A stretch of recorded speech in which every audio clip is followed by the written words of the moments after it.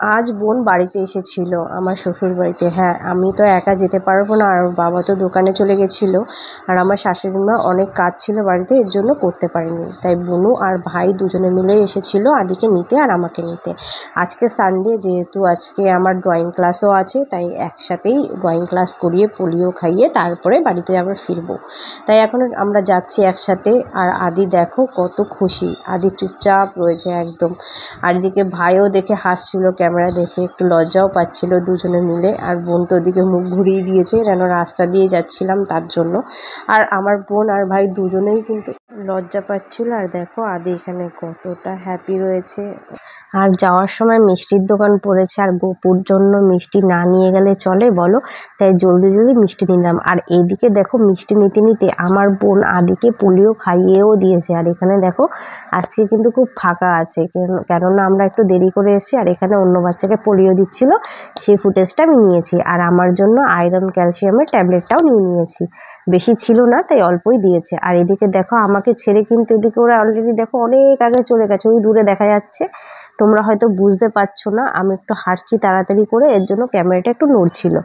আর দেখো এখানে আমি একা একা যাচ্ছি, আমার ভালোও লাগছে না। আর এদিকে আদিকে নিয়ে কিন্তু ওরা চলে গেছে, অনেকদিন পর আদির সঙ্গে দেখা হয়েছে, ওরা সেই আনন্দে আমার জন্য দাঁড়ায়নি। দেখো ঘরের মধ্যে গিয়ে ওরা বসেও পড়েছে, আর আমি এই যে ঘরে ঢুকলাম। দেখো কতদিন পরে বাড়িতে আসলাম, 4-5 দিন হয়ে গেছে। আর দেখো আদিকে নিয়ে এখানে বসেও পড়েছে।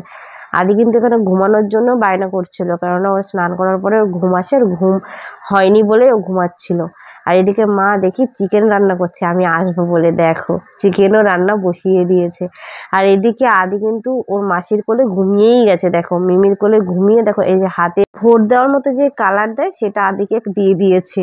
আর কি পোলিও খাওয়া হয়ে গেছে তার জন্য। দেখো ওর ঘুম কতটা কম তোমরা দেখতে পাচ্ছ, 5 মিনিটও হয়নি ঘুমিয়েছিল, উঠে আবার মিমির সঙ্গে খেলা শুরু করে দিয়েছে। আর আমার বোনেরা ওকে এত ভালোবাসে না, তোমরা জানো না, সবসময় ভিডিও কল ফোন করতেই থাকে। দেখো আদি জবে থেকে হয়েছে এখানেই তো হয়েছে, 5 মাস অবধি আমাদের বাড়িতেই ছিল আদি। 5 মাস বলতে 5 মাসেও পড়েছে, পুরো 5 মাস হয়নি, 4 মাস অবধিই ছিল।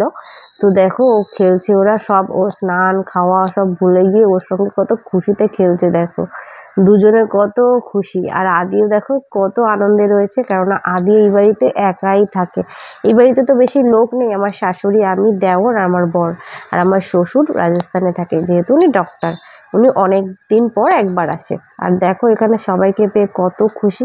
আর এইদিকে দেখি মার রান্না কমপ্লিটও হয়ে গেছে। দেখো মা একটু কষা কষাই করে করেছে, কারণ আমরা কষা খেতেই ভালোবাসি, ওই ঝোল দিয়ে আমরা রান্না করে খাই না। তাই মা দেখো এখানে নুনটা একটু কম হয়েছে দিয়ে দিল।